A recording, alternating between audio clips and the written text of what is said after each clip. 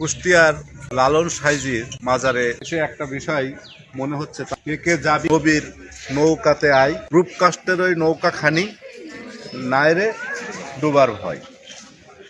এই যে লালন সাইজি মহাত্মা, তিনি যে এই কালামটা করেছেন, অনেকেই মনে করেন যে রূপকাষ্টের এই নাওটা কি, আর নবীর এই যে নাও নৌকা, সেই নৌকায় উঠলে এই রূপকাষ্টের যে নৌকাখানি, এটা ডুবার যে ভয় নাই, এটা কি?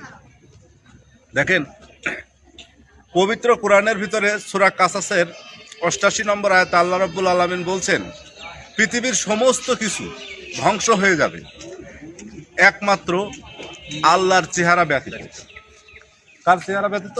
আল্লাহর চেহারা ব্যতীত।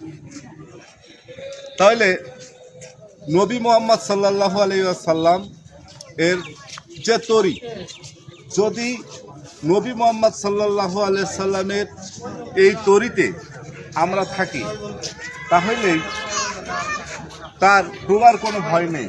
কারণ যিনি নবী মুহাম্মদ সাল্লাল্লাহু আলাইহি সাল্লামের অনুসারী হলেন, তিনি তো দোজাখে যেতে পারবেন না, এটা তো সত্যি। সেই কারণেই বলছে যে ওই নৌকাখানি নেই ডুবার ভয়। কে কে আসিস তোরা নবীর নৌকাতে আয়। এখন রূপকাষ্টের কথাটা কেন বলা হচ্ছে? রূপকাষ্টের কথাটা বলা হচ্ছে যেহেতু আল্লাহর চেহারা ধ্বংস হবে না, সূরা কাসাসের ৮৮ নম্বর আয়াত।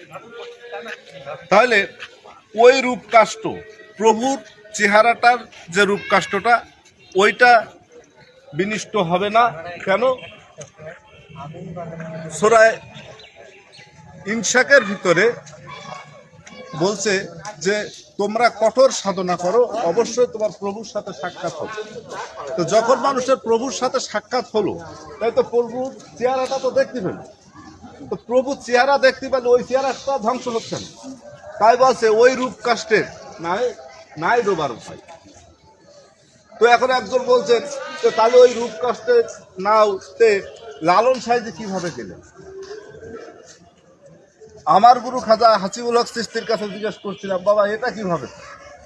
তা বলছে যে প্রক্রিয়া মাধ্যমে আমি নিজাম আহমেদ চিশতি মাইদিয়া যশোর, ওনার কাছে বায়াতের মাধ্যমে, সেজদার মাধ্যমে যখন আমি বায়াত গ্রহণ করলাম, তখন আমার নিজাম স্রোতে প্রভুর সাথে সাক্ষাৎ হলো। ঠিক তেমনই লালন সাইজি যখন সিরাজ শাহর কাছে সেজদার মাধ্যমে তিনি বায়াত গ্রহণ করলেন, ঠিক সিরাজ সাইজিকে তিনি স্বপ্নযোগে প্রভু রূপে দেখতে পেলেন। তাহলে সূরা কাসাসের ৮৮ নম্বর আয়াতে বলছে যে পৃথিবীর সমস্ত কিছু ধ্বংস হয়ে যাবে একমাত্র প্রভু চেহারা ব্যতীত। তাহলে যারা যেখানে যে প্রভু চেহারার সাথে সাক্ষাৎ হয়েছে, ওই চেহারার তো আর ধ্বংস হবার নাই। এই কারণেই পৃথিবীর সকল মানুষ যদি মনে করে যে আমি ওই রূপকাষ্টের নৌকায় উঠতে চাই, তার রাস্তাটা, তার তো একটা ওয়ে থাকতো। তার ওয়েটা পবিত্র কোরআনের ভিতরে বলছে, আল্লাহ রাব্বুল আলামিন সূরা আল ইমরানের ১৬৪ নম্বর আয়াতে, যে আমি মুমিনদেরকে অনুগ্রহ করিয়াছি এবং তাহাদের মধ্যে হইতেই আমি রসুল প্রেরণ করি, যে আমার আয়াতসমূহ তেলাওয়াত করে, তোমাদেরকে পবিত্র করে, তোমাদের কিতাব ও হিকমত শিক্ষা দেয়। তাহলে যিনি মুমিন থেকে রসুল হয়েছে, সিরাজ সাইদি ছিলেন মুমিন থেকে রসুল, নিজাম আহমেদ চিশতি ছিলেন মুমিন থেকে রসুল। এনারা কিন্তু ডাইরেক্ট রসুল, এনারা আছে সব মুমিন থেকে রসুল। সূরা আল ইমরানের ১৬৪ নম্বর আয়াত। ওই রসুলের কাছে যখন সেজদার মাধ্যমে বায়াত নিচ্ছে, যেমন নবী মুহাম্মদ সাল্লাল্লাহু আলাইহি সাল্লামের কাছে যখন সাহাবেরা একরামরা বায়াত গ্রহণ করলেন, তখন সূরা আল ফাতের ১০ নম্বর আয়াতে আল্লাহ রাব্বুল আলামিন বলছে যে রসুলের, তোমরা যখন রসুলের কাছে যাও, তখন রসুলের হাত আল্লাহর হাত। তাহলে যে সাহাবীরা মুহাম্মদ সাল্লাল্লাহু আলাইহি সাল্লামের কাছে যখন বায়াত নিতে গেলেন, তখন মুহাম্মদ সাল্লাল্লাহু আলাইহি সাল্লামের হাত আল্লাহর হাত। তা যদি আল্লাহর হাতটা হয় তাহলে মোহাম্মদ সাল্লাল্লাহু আলাইহি সাল্লামের চেহারাটা কার হলো? আল্লাহ চেহারা হলো। তো মোহাম্মদ সাল্লাল্লাহু আলাইহি সাল্লামের পাটা কার পা হলো? আল্লাহ পা। তো তখন ব্যক্তি মোহাম্মদকে সরিয়ে দিয়ে ওটাকে আল্লাহ পাত্র করেই যখন সেজদা করলেন, তখন সাহাবীরা ওই মোহাম্মদ সাল্লাল্লাহু আলাইহি সাল্লামের রূপেই আল্লাহর সাথে সাক্ষাৎ হলো। তখন সাহাবা ইকরামদের ওই রূপ আর নষ্ট হবার নাই, কারণ ওটা প্রভুর রূপ। এই কারণেই বলছে, কে কে যাবি তোরা ওই নৌকাতে, নবীর নৌকাতে আয়। তাহলে নবীর নৌকাতে আসতে গেলে ওই মুমিন থেকে রসুলগণ থাকতে হচ্ছে, যদি না থাকে তাহলে নবীর নৌকাতে আসা যাচ্ছে না। এই কারণে সম্মুখ গুরু, যার যার গুরু তার তার রসুল।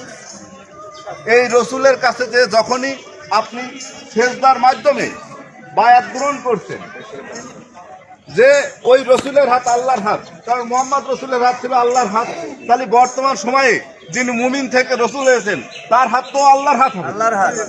যখনই তার হাতটাকে আল্লাহর হাত বলে আপনি বিশ্বাস করে নিলেন, তার চেহারাটা আল্লাহ চেহারা বলে যখন বিশ্বাস করে নিলেন, তার পাটা আল্লাহ পা বিশ্বাস করে নিলেন, যখনই সেজদা ভক্তি দিলেন, তখনই ওই সম্যক গুরু রসুলের চেহারায় সাথে আপনার আল্লাহর সাথে সাক্ষাৎ হচ্ছে। এই কারণেই এই রূপ নেই ডোবার ভয়। তাই লালন সাইজি, পরবর্তী লালন সাইজি যে কথাটা বলেছেন, সেটা পবিত্র কোরআনের সাথে অ্যাটাচমেন্ট করলে আপনারা দেখবেন যে, যেহেতু সূরা ইব্রাহিমের 4 নম্বর আয়াত আল্লাহ রাব্বুল আলামিন বলছেন যে আমি প্রত্যেক রসুলকেই তার স্বজাতির ভাষাভাষী করে পাঠিয়েছি। তো আমরা তো বাঙালি, আমাদের ভাষা তো বাংলা। তাহলে যে সমস্ত মুমিন থেকে রসুলগণ হচ্ছেন তাদের ভাষাটাও আমাদের জন্য বাংলা। যারা ভারতে জন্মগ্রহণ করছেন তাদের ভাষাটা হিন্দি, যারা আমেরিকাতে জন্মগ্রহণ করছেন তাদের ভাষাটা ইংরেজি, যারা আরব কান্ট্রিতে জন্মগ্রহণ করছেন তাদের ভাষাটা আরাবিয়ান। এই কারণে আল্লাহ রাব্বুল আলামিন বলছেন যে প্রত্যেক রসুলকেই তার স্বজাতির ভাষাভাষী করে পাঠিয়েছি। এই কারণে পৃথিবীর সকল মানুষকে একটি কথা বলবো যে, একজন সম্যক গুরু রসুলের কাছে এসে সেজদার মাধ্যমে বায়াত গ্রহণ করে ওই রসুল রূপের চেহারায়, প্রভুর চেহারায় যে নৌকায় ওই পথে আসার আহ্বান রেখে, সিরাতাল মুস্তাকিমের পথে আসার আহ্বান রেখে আমি আমার সংক্ষিপ্ত কথা এখানে শেষ করছি। জয় গুরু।